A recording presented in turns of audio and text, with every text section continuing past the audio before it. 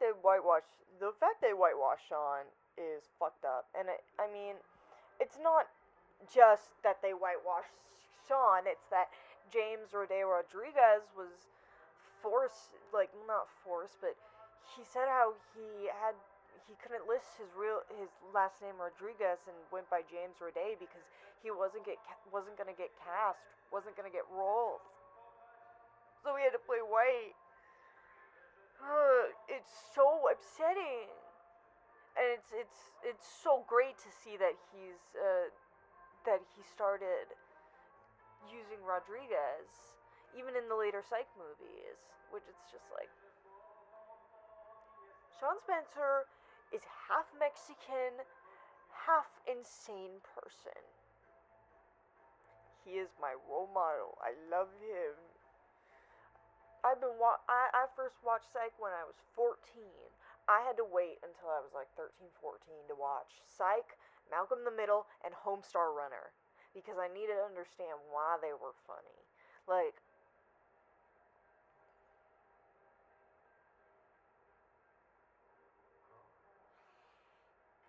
I grew up with Weird Al and Phineas and Ferb and Back at the Barnyard. I'm weird, but I like being weird.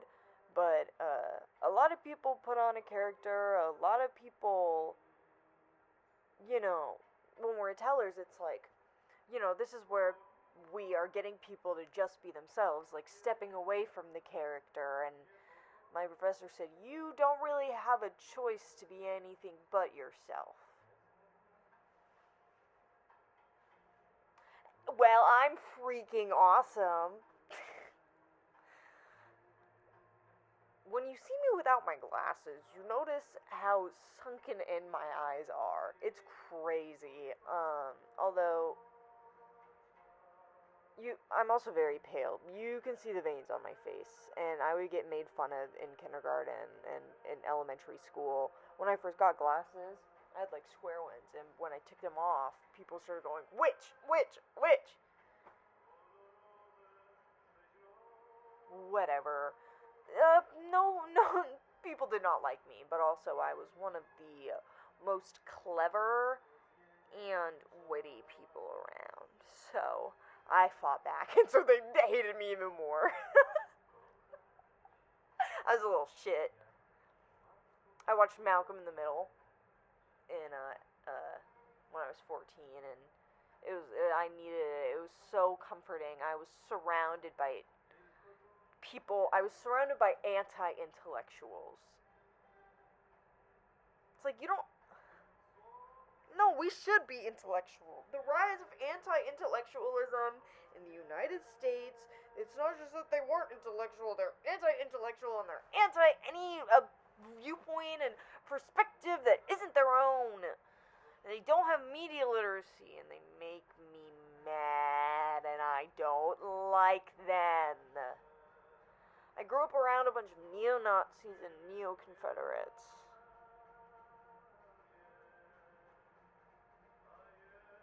I don't recommend it. It was attack helicopter jokes, attack helicopter jokes. And when I made a Tumblr post one time saying, I hope that a young trans person never has to hear the words attack helicopter, someone was like, I was called a bull dyke every day. If the worst thing you've been called is attack helicopter, you should be glad. And they're like, yeah, as an androgynous lesbian. And I was just like, I'm specifically talking about the gender non-conforming, my transgender experience when bull dyke isn't really a transgender thing. It's more of a bull dyke thing. And then this one person, I couldn't, honestly, I was like, is this a right winger troll account? Because it was like a detransition Tumblr, and so I'm always wary of those when they're like saying shit like that, saying I'm too sensitive. Like, you're saying that you're a cis person and you used to be trans, and you're telling me, a trans person, how to feel. And here's the thing, the point of it all is that Attack Helicopter was PewDiePie alt-right pipeline shit. I don't want queer kids to have to deal with neo-Nazis.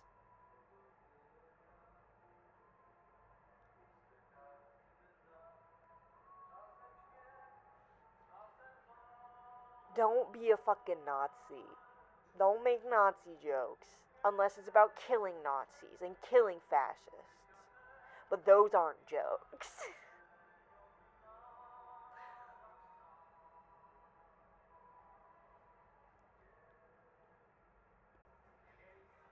do you do you know what I would do for this album on vinyl? Or one of his EPs?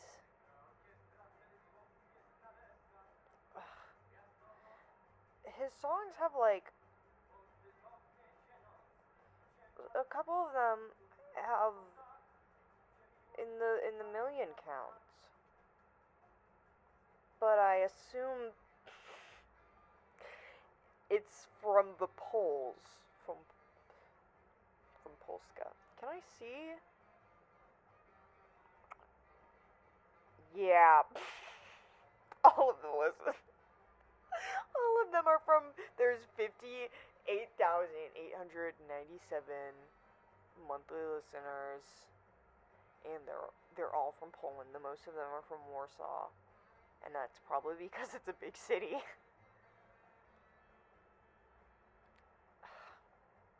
I would love to meet Piotr's Japanik fans and for them to help me be able to have conversational Polish. Because at the moment it's more of a gibberish kind of language in my head. Because I don't have anyone to speak it with. But I like it. It's a cool language. And I kind of just know. I love miłość. Such a beautiful word. Kocham. Kochać. To love.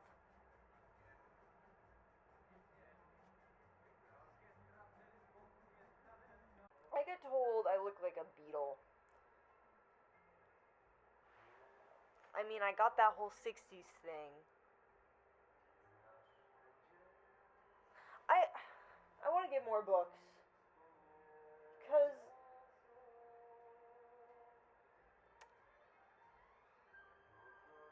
it's just too much.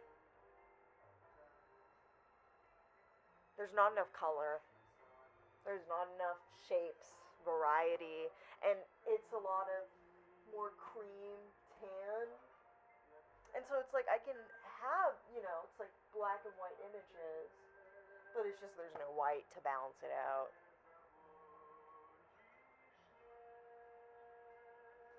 Because I like the art and how grainy it is. Los Angeles, that's where Laurel Canyon was. Los Angeles used to be a place of beauty and art and freedom, and now it's just influencers and capitalism, gentrification, and I'm from Georgia. If you're from Georgia, you know Atlanta. Driving in Atlanta, and I had a friend, and he was like, when I went to LA, it was what made me go, I can never live here. It's like one of the worst roads. He was like, driving the traffic, it's worse. It's worse there. I mean, it's a much bigger state, so there's way more people, so maybe it's overpopulated. When I was like, why is it so expensive? And somebody like, it's overpopulated, but it's also just really gentrified. So gentrified. Like California girls used to be hippies. Now they're all Instagram models. We're just, as much as I love Laurel Canyon, We gotta put it somewhere else. We gotta make it in, like, the slums. Just desanitize, degentrify. Make everything unpalatable to the mainstream. This is our world, not theirs. Who says that some white men, old, wrinkly, evil,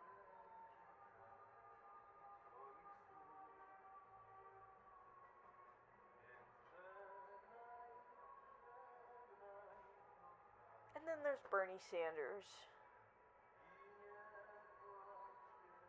I have this blue sweater, and when I wear it with with a leather jacket, I look like Bernie Sanders. When I was at Lesbian Halloween, and I was standing there, this drunk girl walked up and she went, "Yes, yes, Bernie Sanders, I love you."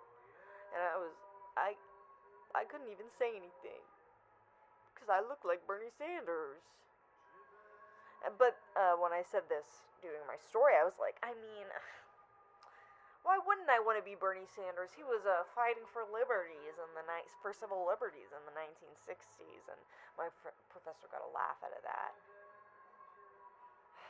And that was so Daniel Howell of me. I would not say shit like that if it weren't for you, Dan, and your political ass. Oh, everybody's gonna stop watching. Not me! I want to talk about politics. Critical theory. I make great conversation. Imagine what it's like if I let you talk. ADHD is easy when you just indulge in every whim, like Sean Spencer or Tumblr user Split Level House. Split Level House, Split Level House, wokest mother woke on planet woke. Mother woken. Are you woking? What? When I like doing something, I keep doing it until I get distracted by something else. And then I do that, and then I do whatever I want. My Tumblr posts are me and my stream of consciousness. But visual, just text. My videos are my stream of consciousness as me actually saying it. I'm able to get, what's the word? Different things, messages, motifs, symbols, whatever is that. There's probably a better word.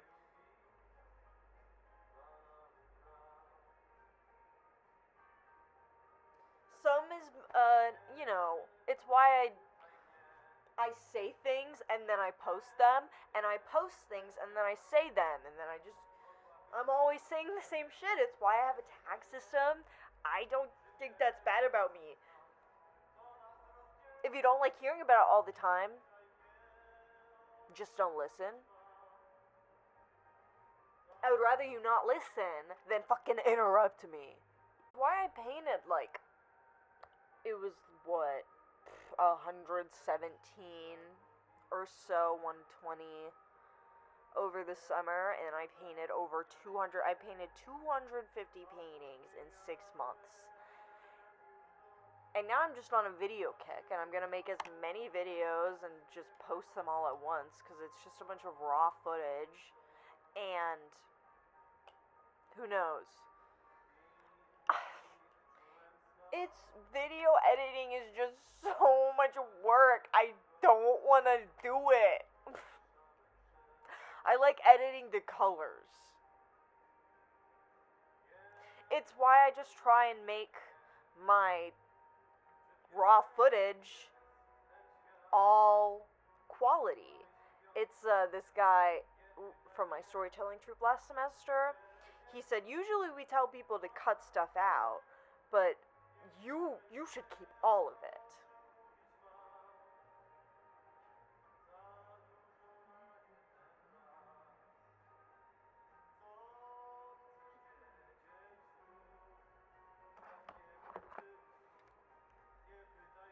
Like, there's so much stuff. This is a old cigarette ad from 1969, same as this and this. Lottie Gold. If you have heard me talk about her, you know who she is.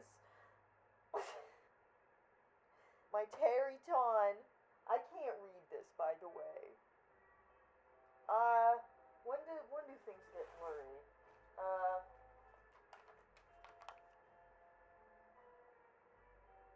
Yeah, like here. And the camera adds distance. So just think about that when you watch Supernatural and Star Trek and the X-Files. The idea is to make everything a work of art, everything able to just exist on its own. Like a set. If everything you own is beautiful and worthwhile, even if it's a chaotic mess, it's beautiful. It's freaking awesome.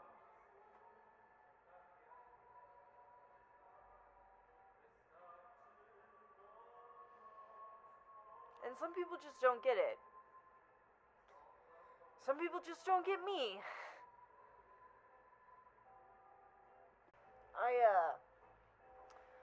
I process my emotions best through art. I do hours and hours and hours of philosophizing, and then I talk about it in a vague, general way, because everything in my life, the way I react to it, it's a culmination of everything that has ever happened to me, affects how I feel in that moment. So by making it general, and I take this instance and I think about previous things from my life. This is my duck. I think about previous things from my life and more of the themes, because a lot of people have treated me like shit. And I didn't deserve it. No, no siree. The reason I'm Mirrorverse Doofenshmirtz is because he had a tragic backstory, and Patty the Platypus, and that is very me. I don't think that my pain is what defines me. I just want to make art and spread love and whimsy and be a weirdo. I got told in high school, my drama teacher used me as an example of someone who lacks exhibition on the stage. Lacks inhibition. Or is exhibits. I'm not afraid of I don't get embarrassed. I'm fucking crazy.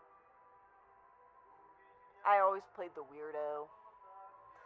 As much as everybody hated me, they could never come for my skill. Because at the end of the day, I'm an artist.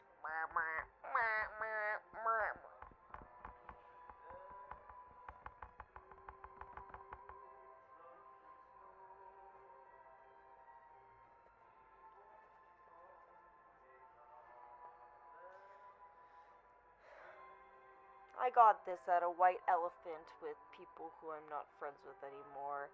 And I didn't make Tumblr posts about this. So, I was just thinking and not really getting to process it because they stalked my Tumblr. I was like, keep it between us, but nobody knows who you are. And it's just my Tumblr posts. trying to make yourself seem unproblematic to your followers. This is Tumblr. They would love it if I was problematic. I wasn't trying to make myself seem unproblematic. I was just saying I was sad and I was venting about everything that has ever happened to me. If you're gonna bring up the fact that I've been abandoned, I'm allowed. If you're gonna tell me that people left me for a reason, I'm gonna say, why are people mean to me? If you're gonna insult me, saying I'm getting creepy, saying you hate hippies, saying you hate me, felt like a slur. I never got to say this because I knew there wasn't a point, because you don't let me finish. You weren't listening to me. You just wanted to tell me every reason you were mad at me. And if that happens to you, I feel your pain. Relatable. Art comforts the disturbed and disturbs the comforted. Not being political is a privilege.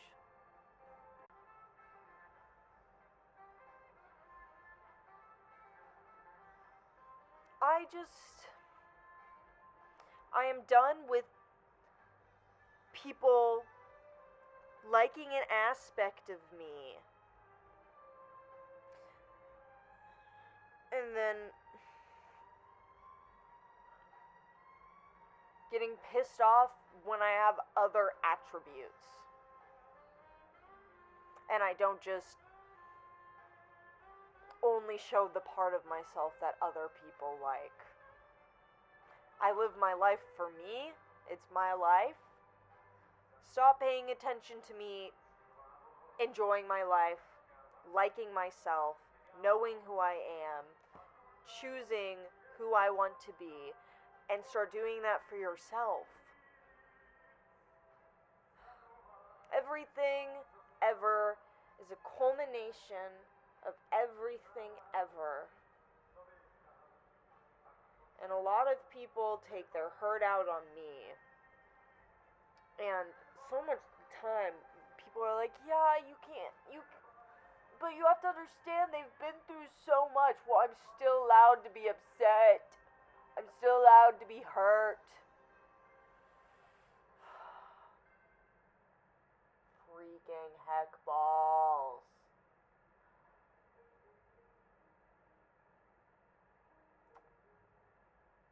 I just don't like when people are judgmental, when they're impatient.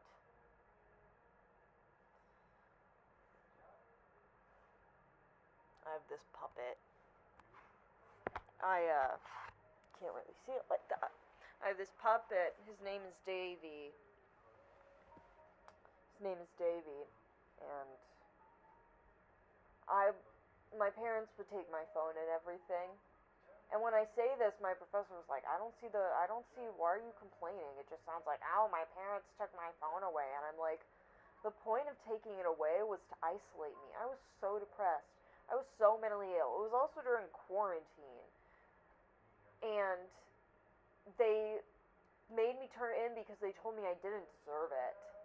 I didn't deserve to have friends, to talk to them, because I would vent about them. And they would read my texts and then threaten to send me to military school. But I had Davy. I named him after the Hetalia episode where America befriends that guy named Davy. And 14-year-old me was just like weirdly emotionally attached to it. And so I named my puppet Davy. And I would just talk to it. And so that's what internet people became. Davy.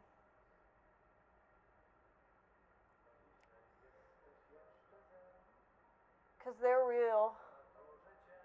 There's a chance they might actually respond. I'm still talking to the ether. Still having a fake conversation. But even if the point was that even if it isn't now, one day, someone will find it.